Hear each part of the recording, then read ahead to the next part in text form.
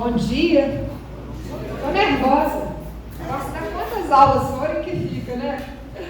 Mas é isso, é a responsabilidade de trazer a representação da mulher, a representação da mãe, a representação de pastora. E hoje também eu estou representando a EIG, que é a nossa sigla para Evangélicas pela Igualdade de Gênero.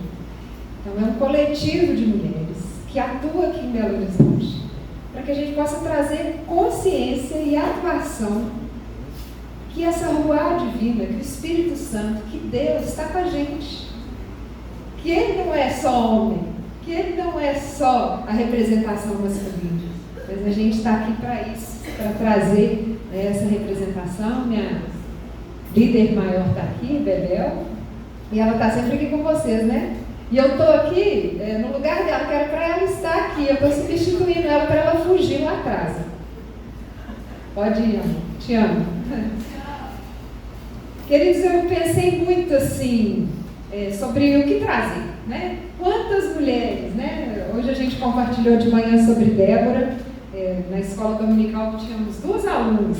Ela falou que não tinha aluno, mas tinha eu e a irmã, qual que é o nome dela? Dona Áurea. E a gente ouviu aqui sobre Débora, né? Depois pensei em tantas outras mulheres, mas eu falei que nós não sabemos o contexto que a Bíblia traz. Então eu queria trazer assim, um perfil da mulher judia. Eu queria trazer um perfil dessa mulher. O que era essa mulher, né, no Antigo Testamento? E primeiro agradecer a vocês por me receber, porque depois de ter sofrido tanto como mulher dentro de igrejas históricas, uma mulher que é teóloga e professora de história, né, e também como pastora, eu estive pastora em algum tempo, eu achei que eu nunca mais ia subir num púlpito nem pegar no microfone. De tantas dores, de tantas marcas que ficaram ao longo dessa minha história, né? Eu sou Berta Maia, eu tenho 50 anos, sou mãe de um casal de filhos, um já está formado, tem 22 anos, colou grau agora, tem 15 dias na Federal, e a minha filha está no 2º período. Eu sou filha de pastor, neta de pastor, sobrinha de pastor, irmã de pastor. E essa minha caminhada com a igreja foi um chamado de quando eu tinha 15 anos. Então, eu sirvo ao Senhor desde 12 anos. Eu comecei a minha primeira turma de escola dominical, gente, eu tinha 12 anos. E eu fui para a PEC, eu tinha 13 anos. A igreja presbiteriana também fazia a PEC antigamente. Então, eu estou nessa caminhada aí, né, do ensino e da palavra. E quero pedir perdão antecipado se a minha linguagem não é a de uma igreja presbiteriana, né? Ou às vezes a gente comete erros, mas é por causa da velhice, por causa das cãs. Gente, vocês viram que mesa linda? A minha está em caminho, mas tinham 3 mulheres com as cãs maravilhosas, né? E eu tenho orgulho das minhas, vou deixar. Eu não sou judaizante, viu, gente? Eu não sou idólatra, né? Na verdade, eu sei muito bem o que esses judeus têm feito, mas eu tenho um judeu que mora no meu coração, que se chama Jesus Cristo. E eu tenho um texto base, que baseia a minha vida, que também tem bases desses judeus. Não dos judeus agora, porque existem muitos judaísmos, gente, como existem muitos cristianismos, né? Então, quando eu falo assim com amor sobre o processo, sobre o Primeiro Testamento, sobre o povo judeu, né, sobre essas mulheres judias que eu vou falar hoje no geral, eu não sou judaizante, tá? Mas e não estou falando de um estado político de Israel. Eu estou falando de uma cultura, de uma estrutura e de um povo que preservou um texto, que é o texto que está na minha mão. Então, eu preciso entender a cultura e a estrutura que esse texto foi escrito, tá? Então, não confundam. E outra coisa, eu vou falar essa palavra em 2 tempos. Na primeira, eu quero fazer esse geral sobre onde que essa mulher estava inserida, quais eram as cores, os cheiros, as estruturas, né? O que estava em volta dessa mulher. E quero terminar minha palavra falando de uma mulher que é muito pouco falada, que é a mulher de Cantares. Tá bom? Não sei se eu vou dar conta de fazer tudo, mas hoje vamos tentar. Mas aí fica, viu, pastor, na liberdade, reverendo, viu, reverenda? Na hora que precisar, eu estou à disposição. Tá bom? Eu vou usar como texto base Provérbios 1, 20. Eu não sei como vocês fazem aqui, se vocês abrem a Bíblia, se abre o celular. O que tiver na mão, e quem não tiver, escuta, não é? Então vamos lá. Provérbios 1, 20 fala assim: a sabedoria clama em voz alta nas ruas, ergue a sua voz nas praças públicas, nas esquinas, nas ruas barulhentas, ela clama nas portas da cidade. A sabedoria faz um discurso. Olha que maravilha! A sabedoria aqui é a própria manifestação do divino. A sabedoria aqui é o próprio Deus que nós honramos. E ele não se incomoda de ter um ar gigante chamando ele de um nome feminino. A sabedoria. Ele é mulher. Ele está mulher. Ele clama como mulher com todas as dificuldades. Como nós temos muitos cristianismos de judaísmo, gente, e eles não são uniformes, né? Quando eu falo cristianismos é porque a gente entende, né? Porque às vezes a gente fala assim, a mulher judia, mas aí a gente tem que tirar o tempo e o devido ponto aqui. Não é o que se impõe hoje. Então, quando eu vou falar dessa mulher judia, eu não estou falando das mulheres de hoje, tá? Claro que elas ainda têm muito o que nos ensinar. Quando eu estive em Israel para esse meu curso, né? Eu fui com esse intuito. E aqui mesmo nas sinagogas existem muitos cursos para mulheres, né? Que eu já participei como aluna, já participei como professora. Mas, assim, salvo uma coisa ou outra, eu estou falando desse tempo aqui específico. E a Bíblia é tão cultural, e quando a gente conhece a história, a gente amplia a leitura. Quando você chega no museu, né, e eu sou uma Belo Horizontina que ama Belo Horizonte, então eu curto o museu em Belo Horizonte, eu curto o teatro, eu curto os pontos turísticos, eu curto o mercado central, o cheiro do mercado, e as praças, e talvez porque não estive em Belo Horizonte todo o tempo, né, dessa minha caminhada, mas eu venho para Belo Horizonte e quando eu sei a história do museu, quando eu sei a história do mercado central, quando eu sei a história de uma tela, quando eu sei a história que nesse lugar foi ordenada a primeira reverenda presbiteriana. Gente, esse lugar ganhou um outro sabor para mim nos últimos minutos. Então, saber história amplia a nossa leitura, amplia o nosso sentimento, amplia o nosso querer, a nossa vontade, né? E saber história não tira os elementos de salvação que esse texto tem. Ao contrário, ele me aproxima desse Criador e ele me afasta e me tira as amarras. Eu falo que o meu papel como professora de Primeiro Testamento é muita desconstrução. Porque eu não posso chegar numa sala de aula e começar a dar aula sem antes desconstruir tudo o que nós aprendemos nos nossos cultos domésticos. Quem teve isso? Deixa eu ver. Nas nossas EBDs. Escola Bíblica de Férias. Tem aqui também? Acampamento. Qual que é o nome aqui? Aqui, encontro de aí tem ENAJOP, encontro de jovens. A minha nomenclatura é batistona, né, gente? Vocês já perceberam, né? Mas tem isso aí. Eu vim de uma tradição metodista pela família da minha mãe e ela se casou com um batistão, que é meu pai, batista tradicional da convenção. Ficamos assim nesse meio termo, né? E nós, como pós-industriais, às vezes a gente lê essas mulheres da Bíblia, como Débora hoje de manhã. Gente, não percam essa aula de Débora, tá? Vou falar de novo. E a gente tem uma tendência de ler essa Débora pela nossa leitura. Mas nós estamos falando aqui, gente, de papéis de clã, de quem não estava vivendo nem na cidade ainda. Nós estamos falando de mulheres e de estruturas de quem está saindo das tendas, de quem está ali começando a agricultura, começando ali, né, a ter as suas criações de gado e que está experimentando pequenas cidades ou indo visitar pequenas cidades. É desse tipo de mulher que a gente está falando. Então, todas as mulheres que você for ler no Primeiro Testamento, você tem que lembrar disso. Claro que quando a gente chega à época de Jesus, a gente já tem ali, né, outras denominações, vou falar disso daqui a pouco, mas deixa eu voltar aqui para eu não perder. O nome disso que a gente faz é anacronismo. Vou dar um exemplo muito prático. Quem era fã aqui do Monteiro Lobato? Eu sei que você está denunciando a minha idade aqui em vários lugares, mas se eu colocar um celular na mão da Narizinho e um tablet na mão do Pedrinho, lá dentro do sítio do Capão Amarelo, ele cabe nesse texto? Não.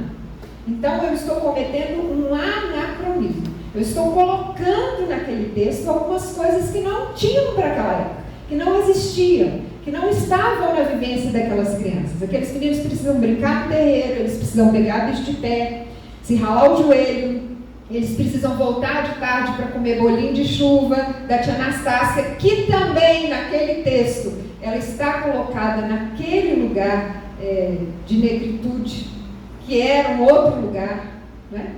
Que não abafa a grandiosidade do texto, mas que precisa, o contrário também vale. A gente não vai levar coisas para o texto e a gente não vai ficar também tirando coisas do texto que não existiam. Isso é anacronismo. E a gente faz isso muito na Bíblia.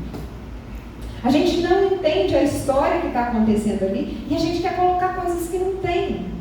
E quer trazer deles coisas que também não tinham ali. Então, por isso que eu decidi assim, falar um pouco da vida dessas mulheres. Então, olha, qual que era a realidade desses clãs? A poligamia, a determinação de um primogênito, quer dizer, o primogênito, às vezes a gente escuta, é o filho mais velho homem. Nem sempre, gente. Lembram de José? Ele não era o filho mais velho homem daquele clã, mas ele recebeu um documento autorizando ele a ser líder de todo o clã. Aí, quando eu falo documento autorizando ele a ser líder, o que a gente pensa? Que ele recebeu um papel. Não, ele recebeu uma capa colorida, caríssima, que era o símbolo de liderança do clã. Olha só como que a gente lendo, a gente vai aumentar, né? A capa colorida do José, Luana, não é para na escola dominical ficar colorindo a roupinha do José. Pode colorir com vários lápis de coco. Você gosta de cheiro de lápis de coco? Eu também amo. E cheiro de massinha? É bom. E aí, gente, essa roupa colorida quer dizer isso. Outra coisa, é uma mulher que precisa ter muitos filhos. Porque os filhos são a garantia. Então, nesse ambiente de tendas, vários servos, não existiu fora da tenda. Então, fala, mas a mulher da Bíblia não ia no cinema. Não tinha. Mas a mulher da Bíblia não ia no Mineirão. Era no Mineirão ou na Arena o jogo, gente? Mineirão. No Mineirão. Vê o jogo, gente, vai. É bom demais, mulheres. O Mineirão ainda é mais seguro para mulheres, tá? E a gente ainda vai no banheiro, atrás das portas tem lá símbolos de socorro, pedidos, tá? Outra coisa, incentivo. Ó, eu viajo, tá vendo? É assim mesmo, tá? Vai no restaurante, vê atrás da porta do banheiro se tem um código de salvação, tá? Se tem um código de pedido de socorro. Se não tiver, liga lá para ele que nós vamos comunicar nesse estabelecimento. Mas o Mineirão está super seguro para as mulheres, tá? Eu sou atleticana, mas a arena não é tão segura, mas vamos deixar isso aí. Então, olha só. E quando também, gente, o clã ia em outras atividades, ou as mulheres iam em outras atividades, era sempre um culto a outros deuses ou uma submissão a outras autoridades. Então, por exemplo, se eu iria, né? Já vou misturar aqui as épocas, já vou trazer aqui um pouco do helenismo, já mais próximo da vida de Jesus. Se eu for ir numa Olimpíada ou num teatro grego, eu estou declarando que aquele Deus do teatro é o meu Deus. Então, assim, outro contexto completamente diferente. Então, quando fala dessa mulher no contexto do lar, no contexto da casa, no contexto dos filhos, era o que ela tinha, era o que ela vivia, era a vida dela. O sistema, sim, era patriarcal, mas as mulheres tinham muitas saídas. E o texto foi tão bem escrito do Primeiro Testamento, que ele vai dando assim, ó, autonomia para essas mulheres. Não, professora, eu leio esse texto e essas mulheres estão muito oprimidas. Eu leio esse texto e essas mulheres estão debaixo de muito jugo, debaixo de muito peso. É muito ruim ser mulher nesse Primeiro Testamento. Para hoje. Mas se você for comparar com Letícia, que era vizinha dela, e que tinha o nariz cortado, ao menor risco dela ter assim, pensado em trair o marido sem nariz mesmo, gente. Aí eu penso, gente, a mulher judia, ela tinha algumas saídas. O texto, a lei, deu para ela algumas saídas que para a época eram assim, um respiro. É um texto de liberdade. Eu gosto de falar isso, que o Primeiro Testamento é um texto de liberdade feminina. É um texto de respiro. É um texto de empoderamento, sem ter medo de falar essa palavra. É um texto que dá para ela escolhas que muitas mulheres na Revolução Francesa não tiveram, porque foi a declaração dos direitos de quem? Do homem. Não tinha mulher na declaração. E aí, voltando, né? Além das saídas legais, gente, a gente vê aqui esperteza, criatividade e espiritualidade nessas mulheres. A grande honra de uma mulher do clã, das mulheres do Primeiro Testamento, né, de toda essa estrutura, era ser mãe. Por quê? Sendo mãe, ela era a educadora até os 12 anos, né, de 12 para 13, que é o que a gente chama de bar mitzvah. Não tem adolescente nessas comunidades, tá, gente? Ou eles eram crianças, ou eles eram homens e mulheres, né? Então, não tem espaço para ter essa... Alguém tem um adolescente assim, bem difícil que está convivendo com você? Faz um sinalzinho aí para eu não me sentir sozinha. E não existia essa denominação adolescente. E as mães sendo educadoras, gente, elas determinavam o tom. Elas determinavam a linha de pensamento. Elas eram aquelas que construíam a mentalidade da nação. Então, quando a reverenda Alzira falou que... é reverenda mesmo? Presbítera Alzira falou que as mulheres trabalhando em silêncio, gente, mulher nunca trabalha em silêncio, né? Mas é o que forma a estrutura, é o que formou a estrutura da igreja, é o que forma as estruturas das nossas casas. Então a responsabilidade educadora não era assim, não tinha escola, a mãe educava. Não, elas eram responsáveis pelo fator educação. Isso é muito para uma nação formada por clãs, formadas por tendas. Até aquele menino se tornar um homem, ele está debaixo da influência de uma mulher que precisa ser esperta, que precisa ser espiritual, que precisa ser inteligente. Olha só, a gente vai achando, passando por esses textos, né? Outra coisa, ter filhos criados era a aposentadoria dela, que eu não tinha INSS. Então, ter filhos bem criados, se ela não tivesse filhos, podia desistir. Ou ela ia virar uma prostituta na velhice, ou ela ia para a rua, mendigar. Então, ter bons filhos, ela tinha que criar bem, ela tinha que cumprir o papel. Ela era influência de identidade. Outra coisa, hoje nós tivemos um homem acendendo as 2 velas, né? Do Dia da Mulher. Foi muito significativo. Por quê? Quando se acendem 2 velas dentro da comunidade judaica, você está falando que tem uma coisa, um milagre para acontecer. Primeiro, o milagre do Shabat, do sábado, que não é, gente, o sábado não é uma palavra para um dia da semana. Sábado é o dia do desfrute, também não é o dia do descanso, como a gente traz nas nossas tradições. É o dia assim, trabalhei 6 dias, programei a festa, programei o almoço, já fiz minhas apostas, já comprei, já paguei, já organizei tudo. O sábado é para que eu desfrute, não é para você ficar doida, desorientada, buscando mulher, copo, servir na nora, que depois não vai nem tirar o prato da mesa. Tá bom? Maravilha. Sábado é descanso, é para você sentar e comer junto, é para você ouvir as conversas. É para você partilhar a mesa, brigar na mesa, mas levantar bem, que todos nós somos esses italianos, né? Somos mais italianos do que portugueses nesse sentido. Sábado é desfrute. Então, quando Deus determinou, né, o sábado, Ele preparou a festa dele durante 6 dias para desfrutar da criação dele. E quem é que traz a criação? A hora que acende as 2 velas E é a mulher que tem prazer. Então não existe judeu sem sábado, sem descanso, sem desfrutar da obra das suas mãos. E não existe descanso se não tiver mulher. E também é o que determina a Páscoa. Então, não é a maior celebração, né, mas a primeira celebração, a que inicia o ano, porque o ano bíblico, se vocês forem conferir no texto, gente, eu vou falando dos textos, vocês vão conferir depois, tá bom? Senão não dá tempo de ler tudo. O primeiro dia do ano bíblico é qual? De 31 para 1º? Não. O primeiro dia é o dia da Páscoa. E quem que convoca a Páscoa?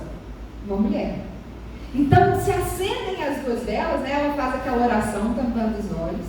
E na hora que ela destampa os olhos, a novidade chegou, o início chegou, outro ciclo chegou, a bênção chegou, e para nós que cremos no Cristo, as duas vindas dele.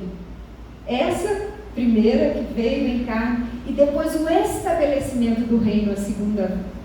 Então, isso tudo, gente, tem que ter a mão de uma mulher. Na verdade, as duas velas também, né? A mulher é o mistério da criação.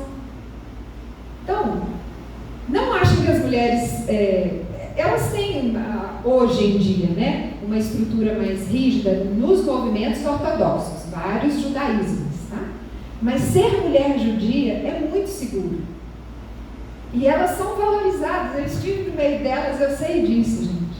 E é muito mais seguro ser uma mulher judia dentro de uma comunidade ortodoxa, lá em Israel, outra vez, não sou judaizante, tá? Só estou usando referências, do que ser uma mulher no Brasil, em Belo Horizonte, andando nas ruas de Belo Horizonte. Então, quem quer ir para Israel pode ir que é seguro, mesmo com a confusão. Uma outra questão das mulheres, gente, é a questão da menstruação, da impureza.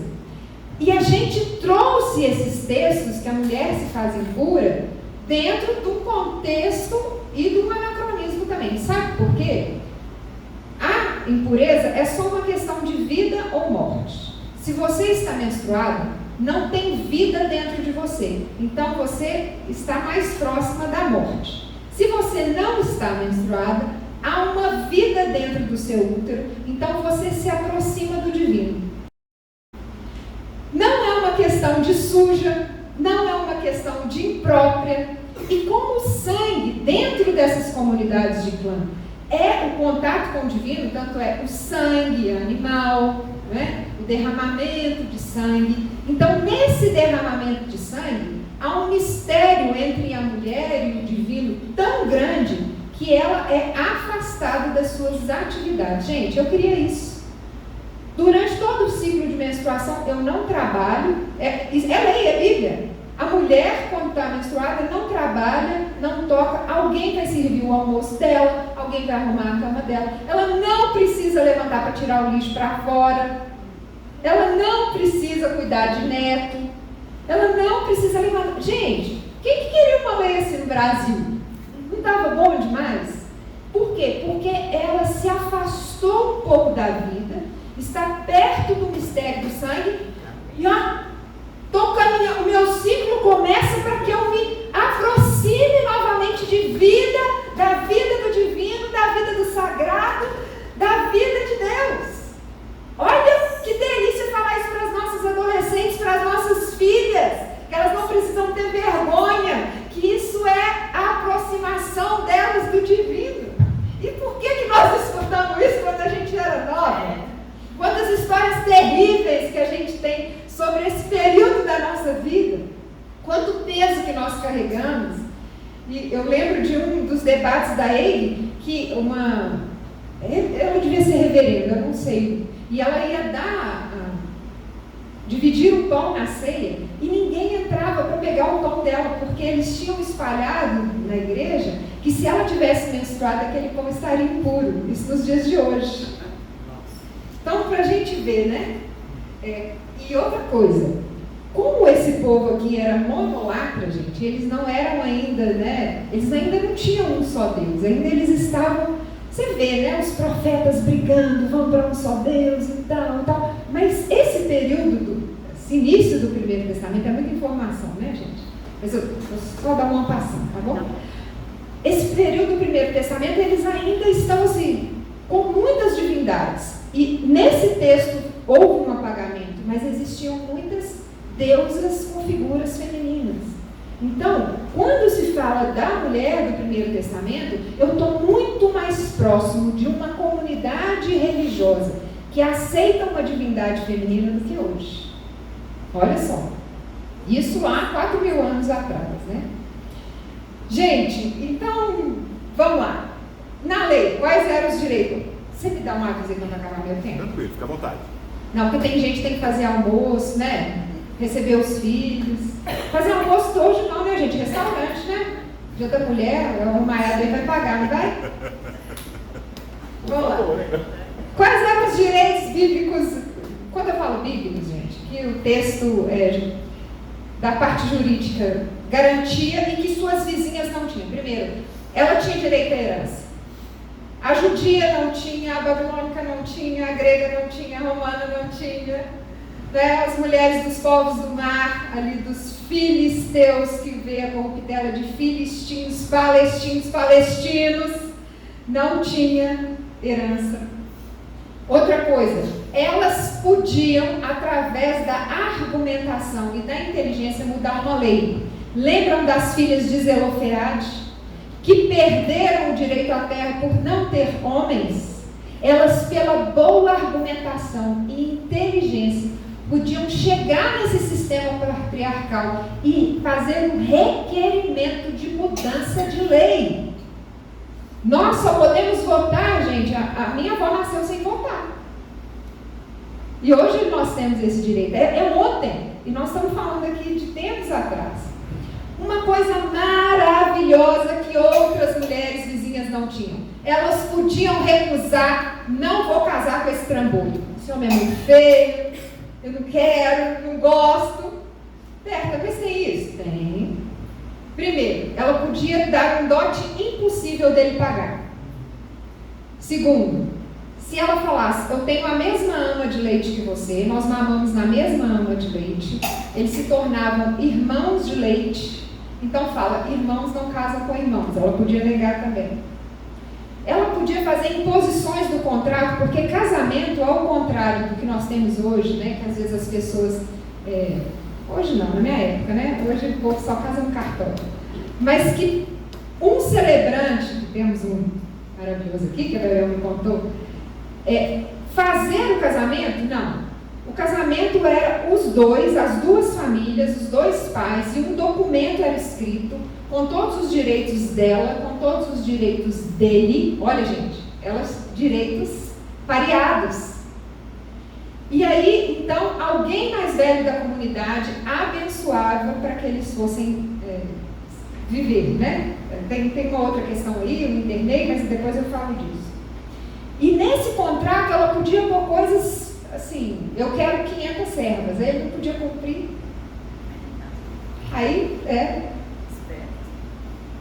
olha só, vamos ver o exemplo da Rebeca?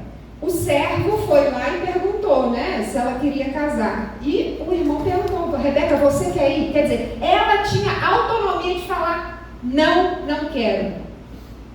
E o texto tenta encobrir a voz feminina, mas não consegue cobrir o tempo todo o tempo. E aí, nessas pequenas chaves, né, como a gente vê, juízes, um tanto de juiz homem, mas tem quem? Débora. Tem um tanto de mulher casando, poligamia e tal, eu vejo tanta coisa errada. Aí tem Rebeca que fala, eu decido com quem eu vou casar. Então, o texto, a gente precisa visitar de novo esse texto, mulheres, porque nós vamos sendo assim, amadas a gente vai. Nós vamos sentindo e introjetando esse amor e trazendo esse amor e curando as feridas das nossas criações, das nossas estruturas, da nossa cultura brasileira, mineira, que às vezes é mais pesada do que a cultura da brasileira em geral. Isso a gente carrega por sermos, né? Quem foi criado aqui em Minas Gerais, mineiro mesmo, de família tradicional? Então a gente tem esse respiro do Espírito Santo. Eu pulei um tanto de coisa aqui, mas vamos lá. Elas tinham uma coisa que chamava ordário. Gente, isso aqui é o maior sistema antifeminicídio que já existiu. O que é o ordário?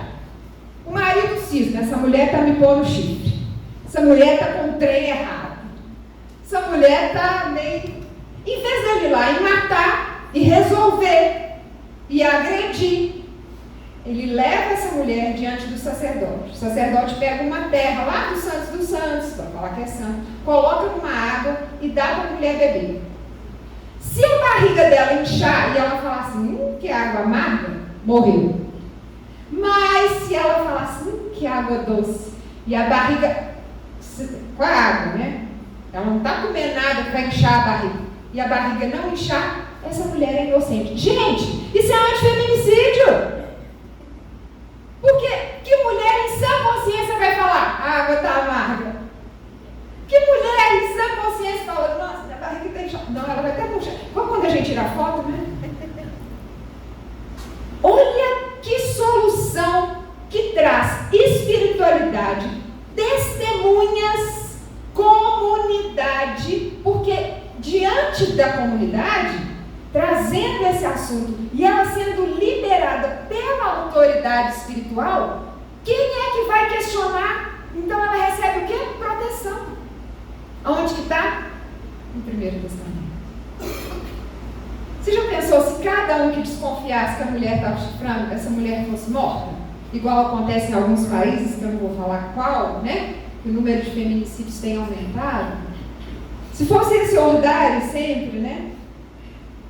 E até a condição da poligamia, gente, era uma condição de proteção, porque o homem só podia ter 2 ou mais mulheres se ele pudesse dar 2 coisas: sustento financeiro, carinho e atenção. Se faltasse sustento financeiro, ou se ele desequilibrasse entre as mulheres o carinho e a atenção, ela podia fazer uma denúncia às autoridades e ela podia pedir a carta de divórcio, porque ela estava sendo preterida. Tanto é que a gente vê o nosso Cristo, o nosso Salvador, a nossa referência, falando, dê a carta de divórcio, para de enrolar essas mulheres, que com a carta de divórcio ela vai receber a compensação financeira do dote dela, ela vai poder casar de novo, ela vai poder voltar para a casa dos pais e ela vai parar de sofrer na sua casa. Olha que coisa maravilhosa.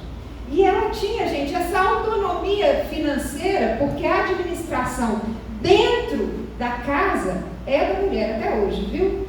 Os judeus vão, até os ortodoxos, ganham dinheiro, entregam para ela e é ela que administra todo o dinheiro. Alguma mulher está querendo fazer isso aí? Ficar com o dinheiro todo para administrar? Elas tinham tanta autonomia que no ministério de Jesus fala que as mulheres doavam, não eram homens. O texto fala que mulheres doavam. Elas tinham autonomia financeira. Só voltando aqui na questão da poligamia, gente, elas usavam também das artimanhas delas. Olha só, como que o texto ele é assim maravilhoso. Quando fala lá que o filho de Jacó achou umas mandrágoras para Leia, o que são as mandrágoras? Vocês lembram? As mandrágoras é o Viagra ou a Talatafita. Era um jeito daquele homem dar atenção para ela. E elas brigavam por causa de uma medicação da época, para ter a atenção desse homem. Então elas não estavam ali apagadas. Elas tinham autonomia até do remedinho que o velho ia tomar. Olha que maravilhosas essas mulheres. Elas não crescem e a gente não cresce junto com elas, porque você fala, se esse texto foi preservado para chegar na minha mão, por que eu ainda tenho tantas amarras? Por que eu ainda estou tão presa? Por que ainda eu me deixo abater por tantas estruturas? Eu vou também usar a sabedoria. Eu também vou usar o remédio que o médico mandou, porque eu estou sabendo aqui, ninguém me contou, mas eu estou sabendo. Tem muita gente teimosa não querendo, né? Fazendo graça para tomar remédio, para ir no médico também. Tem uns aqui, pastor? Eita. Pois é. Jesus vem então nivelar, gente. Vou partir para a minha parte final. Porque quando essas mulheres, elas tinham essa autonomia pela lei, as estruturas dentro do judaísmo traziam essa autonomia para elas. Claro, elas não estavam no lugar de poder, mas no lugar que a comunidade permitia a ela, que a estrutura, que a cultura, elas eram as mais valorizadas da região. Elas podiam fazer, elas podiam agir, elas podiam comprar, vender, educar os filhos, dar uma identidade nacional para aquela nação, ter autonomia sobre as suas vidas. E aí foi chegando o período helênico, né? Foram ali chegando os gregos, os romanos, as mulheres foram se tornando posse, se tornando um pedaço da herança, sem palavra. Claro que elas ainda continuavam a interferir. Lembram lá no julgamento do Cristo, que aquela mulher fala com o seu, acho que é a mulher de Herodes, né? Fala, eu sonhei. Olha as artimanhas, olha a sabedoria, olha a estrutura que ela tinha. E dentro disso tudo aqui, eu quero falar de uma mulher que me toca muito. Na verdade, esse texto dava uma pregação inteira, mas eu não poderia deixar de falar, que é a mulher de Cantares. Então, lá no livro de Cantares, quem quiser abrir comigo aí, vou falar o endereço. Não, eu não escrevi o endereço. Mas está no último capítulo. Cantares 8.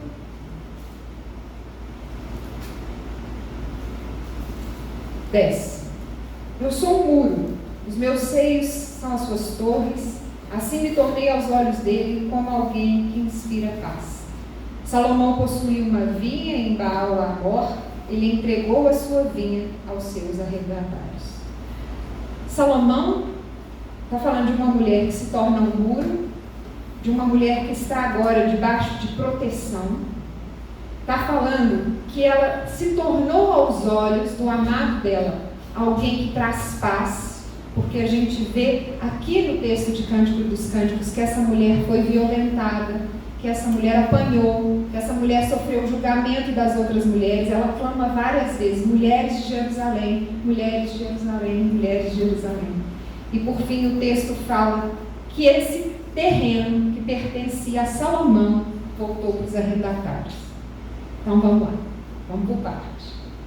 A gente está acostumado a ler Cantares de Salomão como sendo um teatro, claro, né? Falam as mulheres, falam o homem, falam a mulher, mas a gente está acostumado a ver dois personagens nessa história.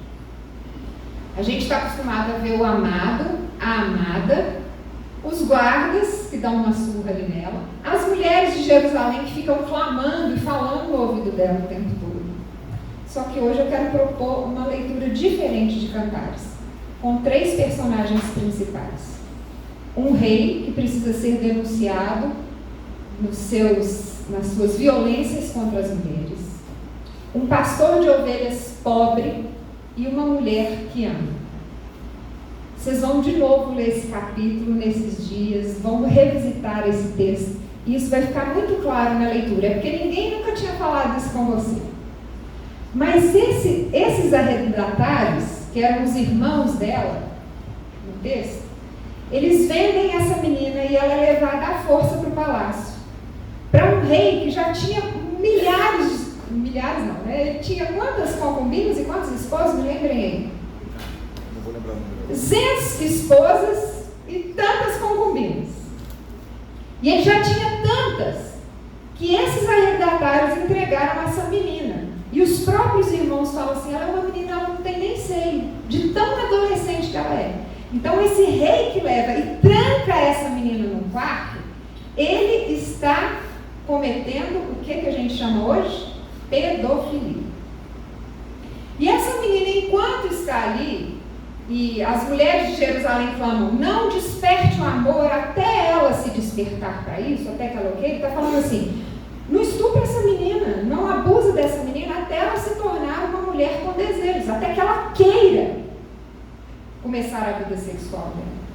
E nesse intermédio dela estar ali, porque os irmãos a obrigavam a trabalhar, ela fala, não ligue de eu ser morena. Gente, esses textos todos eu grifei aqui, mas não vou abrir, tá? Para eu chegar no final.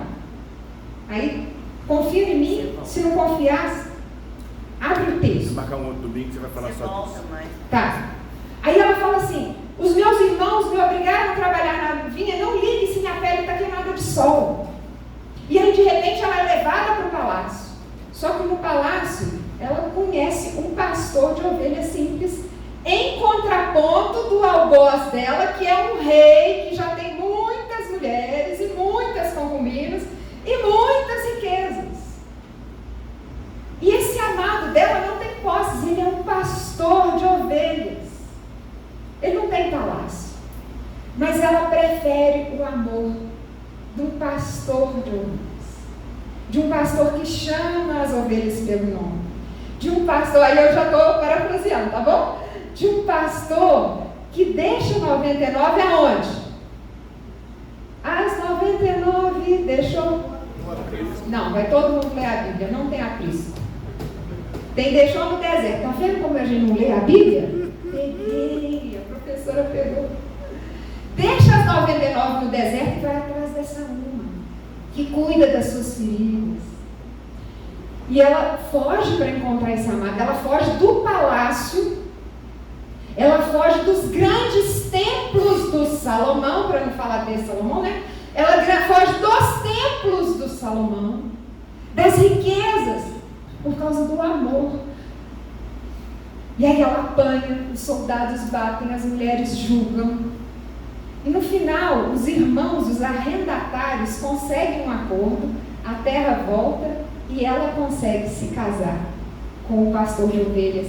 E a liteira de Salomão fala aqui também, né, que aquele carro carregado por quem está em situação de escravidão, sabe, que leva no ombro, vai buscá-la e ela convence ele de que eu não vou ser mais uma das suas esposas, eu não posso ser, eu não vou cumprir. E os discursos desta mulher, carregados de sentimento, carregados de sexualidade, mas carregados de empoderamento, conseguem mudar o próprio destino dela, de viver escrava no palácio, para ser a amada de um simples pastor. A protagonista desse teatro, gente, ela foi oprimida, mas ela não se silenciou. A amada desse texto, ela recebe justiça porque ela insistiu. E eu sei que como mulheres à frente de alguma coisa, das nossas casas, das nossas profissões, né?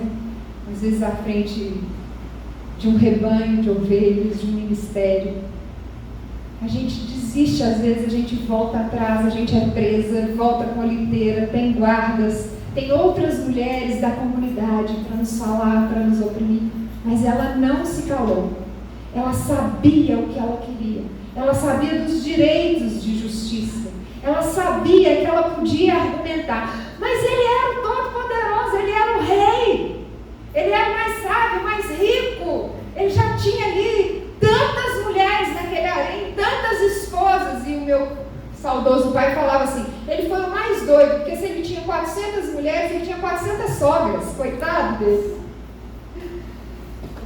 E ele era o mais poderoso de todos, mas ela não desistiu do objetivo dela, no caso aqui, de um amor. E no final ela se torna essa mulher de muros, ela está protegida. Os irmãos foram recompensados. E ela deixou todas essas riquezas, todas essas estruturas para não ser silenciada e para escolher o amor da vida dela. Hoje também nós temos um amor na nossa vida, que é o Senhor Jesus. Hoje, às vezes, a gente escolhe outras pessoas, né? Escolhem as riquezas, os palácios, a segurança de ser uma concubina do rei ou uma esposa do rei. Mas nós temos aquele clamor no nosso coração. Eu sei em quem tenho crido. Eu sei pelo que eu estou lutando. Eu sei que outras mulheres precisam ouvir o que eu tenho para falar. Eu sei o que é ser mulher no Brasil, de famílias tradicionais mineiras.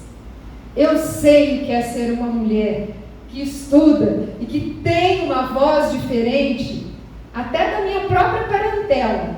Eu tenho uma voz dissonante dentro da minha própria própria casa tradicional. Mas continuo honrando, viu, gente? Meus pais, meus avós, meu bisavô. Mas eu estou ali e eu sei o que eu tenho escolhido. Porque eu quero, no final da minha vida, falar: eu sou uma mulher de muros que fui protegida. E eu cumpri estar junto com o amor da minha vida, com as bandeiras que o Espírito Santo, que a Ruá Divina colocou no meu coração. Porque eu sei que Ele tem me protegido, Ele tem estado comigo. E a própria palavra que foi preservada dá a mim, como mulher, esse direito, esse ser, o direito de ser, o direito de falar, o direito de estar, o direito de educar. Que a Ruá Divina sopre no coração de você hoje, mulher. Você pode ser, porque Ele te embasa. Você pode lutar, porque você vai ser protegido. E o final ainda não chegou. Amém? Muito obrigada.